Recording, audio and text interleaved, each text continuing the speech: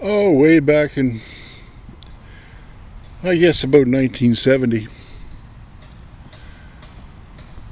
And this is a lesson for us in hubris and how evil politics can be. There was a guy called Douglas Fisher. He ran in the federal election and knocked off a big powerhouse from World War II called C.D. Howe. C.D. Howe was extremely powerful. He was up there with Lord Beaverbrook and all those people.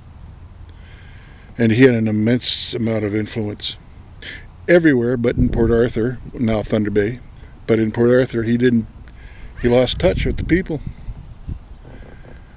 So along comes this guy called Douglas Fisher. He wins the election for the NDP of all people.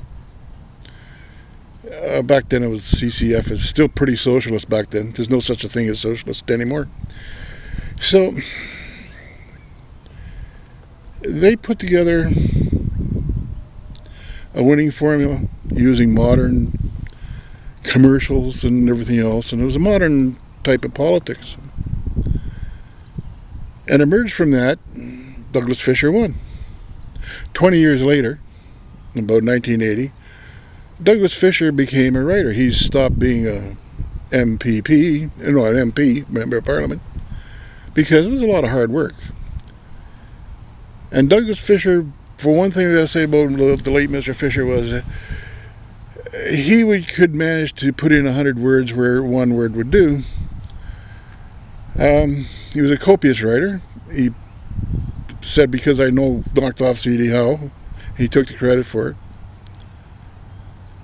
But he didn't tell the complete truth.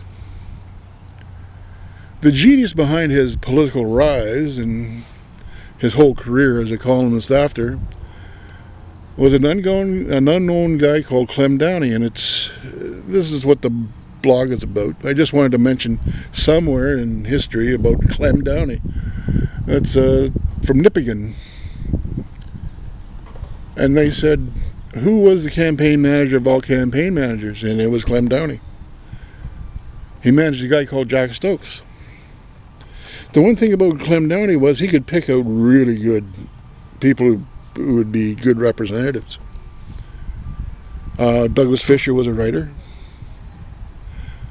Jack Stokes, who later followed him, and I spent a lot of time with Mr. Stokes. He had a special effect on people. He was definitely the world's best when it came to campaign management. So, like, we went to this convention very early on for Mr. Stokes. Blah, blah, blah, rah, rah, rah. We're standing around, NDP sort of thing. Neo-socialists at the time. And we took a look at one thing. Mr. ClemDowney, we wanted to know what his secret was. Have you ever had a course? Did you want, like, super doctorate level? It could be explained in about less than a sentence. And once you understood that sentence, it qualified you, like, for a doctorate. I mean, that's a perfect seminar. The perfect degree. And Mr. Downey was short on words. Opposite to Mr. Douglas Fisher. So, we asked him, Mr. Downey, what is your secret of politics?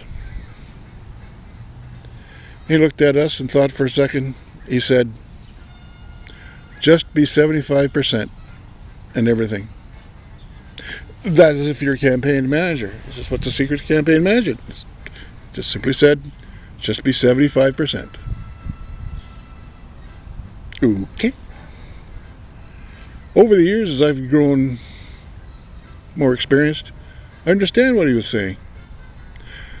And you can't beat a course with a professor who uses a one-sentence lecture to give you a degree in campaign management for politics, a rare commodity, equivalent to a doctorate,